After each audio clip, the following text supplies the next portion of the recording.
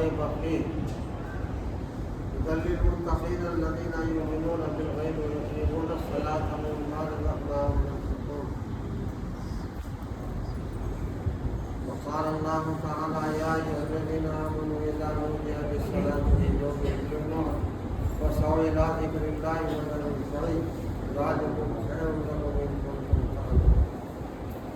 وقال الله تعالى: يا أيها الذين آمنوا لا تلهكم أموالكم ولا أولادكم عن ذكر الله ومن يفعل ذلك فأولئك هم الخاسرون. قرآن حکیم اللہ کا کلام ہے اور اللہ سارے سچوں سے سچا ہے. اللہ سچا ہے، اس کا کلام سچا ہے.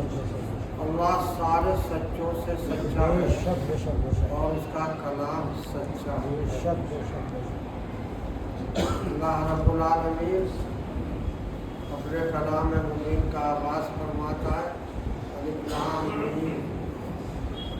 یہ حروف مقطعات کہلاتے ہیں جن کا مفہوم کسی کو معلوم نہیں. آگے ارشاد فرماتا ہے: ذالک الکتاب لا ریب فیہ. یہ قرآن اللہ کی طرف سے نازل کیا ہوا کلام ہے، اللہ کی طرف سے نازل کی ہوئی کتاب ہے، اس میں کوئی شک اور شبہ نہیں ہے. لا ریب یہ اللہ کا کلام ہے جس کا تکلم اللہ نے فرمایا ہے. آگے ارشاد فرماتا ہے: اللہ ھدی للمتقین الذین یؤمنون بالغیب. یہ قرآن ہدایت ہے، ہدایت کا ذریعہ، سیدھے راستے پر چلنے کا ذریعہ ہے ان اللہ سے ڈرنے والے ہیں جو غیب پر ایمان رکھتے ہیں، جو نماز قائم کرتے ہیں اور جو اللہ کے دیے ہوئے رزق میں سے اللہ کے راستے میں خرچ کرتے ہیں. قرآن پاک کے بالکل آغاز میں سب سے پہلے ایمان بالغیب کے بعد نماز ہی کا تذکرہ ہے.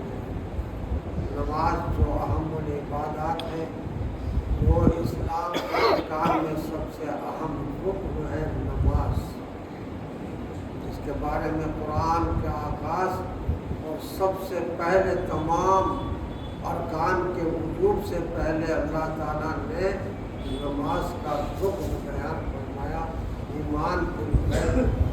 ایمان بالغیب اس ایمان کو کہتے ہیں جو ان باتوں پر یقین رکھنا لازم ہے جنہیں ہم نے دیکھا نہیں، ہمیں نظر نہیں آتی.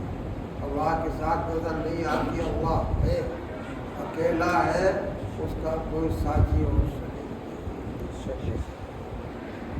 اللہ کے فرشتے ہیں کارکنان عالم جو سارے عالم کا نظام چلا رہے ہیں.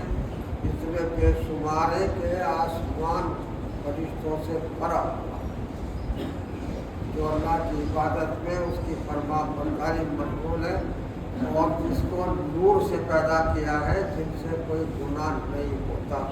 ملائکہ علیہم الصلاۃ والسلام نور سے پیدا کیے گئے ہیں، ان سے کوئی گناہ نہیں ہوتا. آسمانوں میں بھرے ہوئے ہیں جن کی تعداد اللہ ہی جانتا.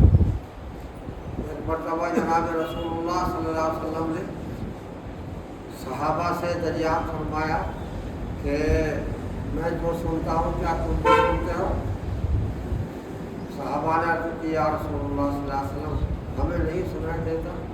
ارشاد فرمایا جناب رسول اللہ صلی اللہ علیہ وسلم نے: آسمان پر اتنے فرشتے بھرے ہوئے ہیں کہ ان کے شکل اور بدن سے آسمان چرمراتا ہے جس کی میں آواز سنتا. اتنے فرشتے اللہ نے پیدا کرو بیاں پیدا فرمائے.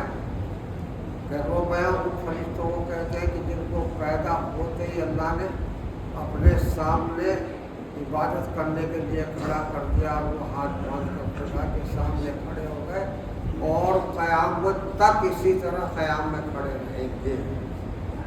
پھر ایک جماعت پیدا فرمائی جس کو فرشتوں کی جو اللہ پیدا ہوتے ہی رکوع میں جھک گئے اور قیامت تک خدا کے سامنے رکوع میں ہی جھکے رہیں گے.